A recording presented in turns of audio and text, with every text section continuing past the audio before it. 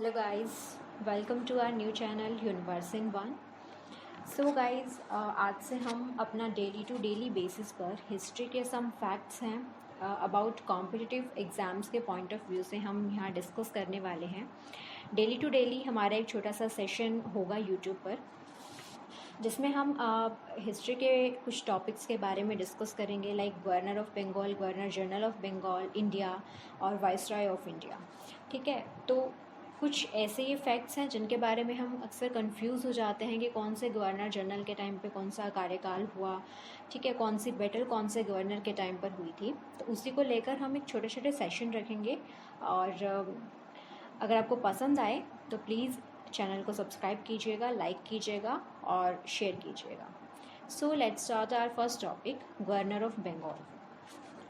Governor of Bengal में Robert Clive का नाम हम सब ने सुना है, और बहुत जाना पहचाना नेम है Robert Clive, because Robert Clive जो है, इसको भारत में ब्रिटिश एम्पायर का फाउंडर माना जाता है, कि ब्रिटिश एम्पायर की नींव भारत में रॉबर्ट क्लाइव ने रखी थी, क्योंकि इसने अपने कार्यकाल में बहुत सारे काम ऐसे किए थे जिसमें मतलब जो ईस्ट इंडिया कंपनी थी उसको एक अधिकार प्राप्त हुआ था, और मतलब इनका जो लोभ था इंडिया की तरफ, वो बढ़ता गया कि हमें इंडिया से क्या क्या प्राप्त करना है, क्या क्या हमारे इकोनॉमिक में हमें बेनिफिट मिल सकता है इंडिया से। तो सब कुछ इसी के ही टाइम पीरियड से स्टार्ट होता है। रॉबर्ट क्लाइव आता है 1757 में और 1760 तक। अगेन वो आता है 1765 से 1767 तक। 1757 में बहुत ही फेमस बैटल होता है, बैटल ऑफ प्लासी। ये ब्रिटिशर्स के बीच में और सिराजुद्दौला के बीच में होता है। ब्रिटिशर्स में रॉबर्ट क्लाइव नेतृत्व करता है अपनी सेना का, और उधर से सिराजुद्दौला इस फाइट में हार जाता है और रॉबर्ट क्लाइव की जीत होती है। इसी के बाद इसी बैटल ऑफ प्लासी में रॉबर्ट क्लाइव जब जीतता है तो उसके बाद ये अपॉइंटेड करता है मीर जाफ़र को as a nawab of Bengal. Just cause of Mir Jafar और जो सिराजुद्दौला के जो सेनापति होता है, और जो भी इसके जो सेना में काम कर रहे लोग होते हैं, या फिर इसके जो राज्यक्रम में जो और भी लोग होते हैं, वो रॉबर्ट क्लाइव का साथ देते हैं, वो सिराजुद्दौला का साथ बिल्कुल भी नहीं देते हैं। और मतलब एक ये कह लीजिए कि एक ये भारी बहुमत से ये एक निश्चित जीत थी रॉबर्ट क्लाइव की, क्योंकि उसने बैटल से पहले ही सिराजुद्दौला की टीम को अपनी साइड कर लिया था, एक्सेप्ट सिराजुद्दौला। ठीक है, तो इसीलिए जो रॉबर्ट क्लाइव है वो जीत जाता है इस युद्ध में, और ये मीर जाफ़र को अपॉइंटेड करता है नवाब ऑफ बंगाल। 1759 में फिर इसकी दोबारा बैटल होती है, लेकिन वो बैटल इसकी इंडियंस के साथ नहीं होती, वो बैटल इसकी डचेस के साथ होती है, क्योंकि उस समय पर डच भी अपना जो है शासन स्थापित करने की कोशिश कर रहे थे इंडिया में। तो ब्रिटिशर्स ने क्या किया कि एक एक करके जो भी उनका कॉम्पिटिटर था उनको लड़ाई करते गए, संधि करते गए, और उनको बाहर निकालते गए इंडिया से। ठीक है, तो 1759 में इन्होंने बैटल ऑफ बैतरा की, जो कि डचेस और ब्रिटिशर्स के बीच में थी, जिसमें ब्रिटिशर्स की जीत हुई और डचेस की हार हुई। सेकेंड टर्म आता है इसका 1765 में, इलाहाबाद की संधि। अब रॉबर्ट क्लाइव को स्पेशली इलाहाबाद की संधि करने के लिए इसको इंग्लैंड से बुलाया जाता है। इसके पीछे का रीज़न है कि बैटल ऑफ बक्सर होता है 1764 में, जो कि हेक्टर मुनरो और शाह आलम द्वितीय, सुजाउद्दौला और मीर कासिम के बीच में होता है। शाह आलम द्वितीय, सुजाउद्दौला और मीर कासिम तीनों फाइट हार जाते हैं, हेक्टर मुनरो जीत जाता है। ठीक है, और 1764 तक आते आते अंग्रेजी सेना भी मतलब अपना काफ़ी मजबूत हो जाती है, और उनका काफ़ी मतलब क्षेत्रफल जो उनका एरिया के हिसाब से जो राज करने की जो उनकी स्थिति होती है वो काफ़ी मजबूत हो जाती है, जिसके कारण ये लोग हार जाते हैं। और बैटल ऑफ बक्सर में जब शाह आलम द्वितीय, सुजाउद्दौला, मीर कासिम की हार होती है, तो उनको एक संधि करनी पड़ती है, और उस संधि को करने के लिए रॉबर्ट क्लाइव को इंग्लैंड से बुलाया जाता है। तो 1765 में इलाहाबाद की संधि होती है। ठीक है, और उस संधि में मुग़ल बादशाह शाह आलम द्वितीय, सुजाउद्दौला, अवध का नवाब है ये, इनके बीच में संधि की जाती है 1765 में। अब रॉबर्ट क्लाइव क्या करता है, जब वो अगेन दोबारा आता है 1765 में इंडिया में, इलाहाबाद की संधि तो उसने कर ली, अब वो सोसाइटी फॉर ट्रेड की भी स्थापना करता है, यानी कि व्यापारिक समिति का गठन करता है वो।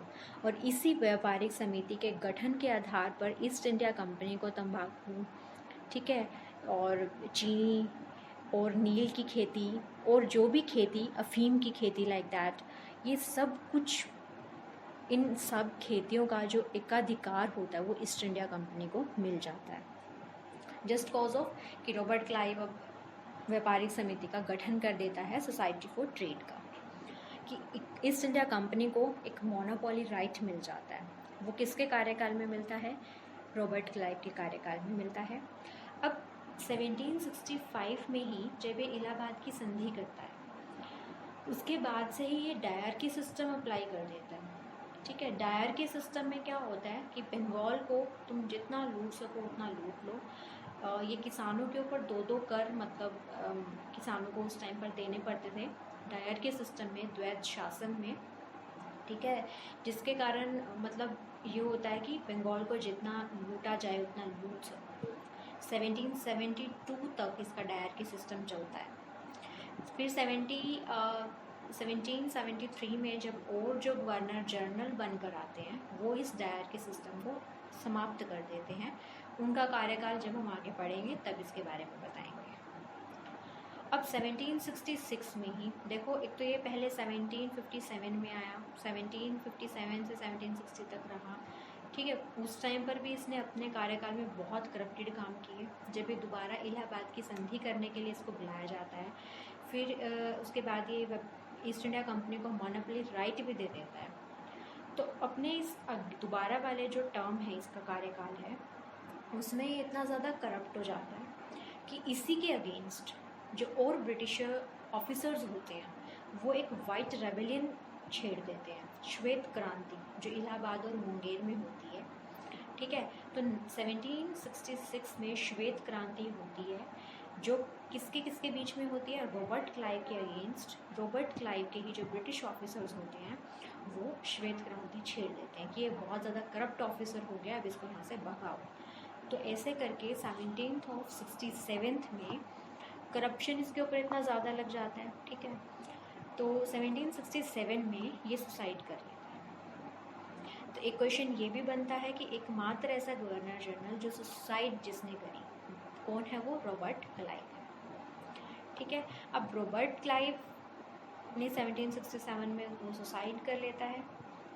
अब रॉबर्ट क्लाइव के बाद जैसे 1757 से 1760 तक उसका फर्स्ट कार्यकाल रहता है, फिर 1760 में गवर्नर ऑफ बंगाल बनता है William Holwell. William Holwell black hole tragedy ये लेकर आता है, ब्लैक होल ट्रेजेडी यानी कि काल कोठरी का सिस्टम ये लेकर आता है, लेकिन इसका कार्यकाल इतना ज़्यादा नहीं रहता है, ये चला जाता है वापस। तो मतलब एक ट्रिक है कि ब्लैक होल ट्रेजेडी कौन लेकर आया था? ब्लैक होल से ब्लैक होल ट्रेजेडी, है ना। तो कौन लेकर आया था? ये विलियम होलवेल, ठीक है। उसके बाद 1760 से 1765 तक के बीच में जो गवर्नर रहता है बंगाल का वो रहता है वेंसीटार्ट। वेंसीटार्ट गवर्नर रहता है बंगाल का। इसी के ही टाइम पीरियड के दौरान बैटल ऑफ बक्सर होता है। ब्रिटिशर्स की जो सेना है उसका नेतृत्व करता है हेक्टर मुनरो, ये आर्मी चीफ होता है।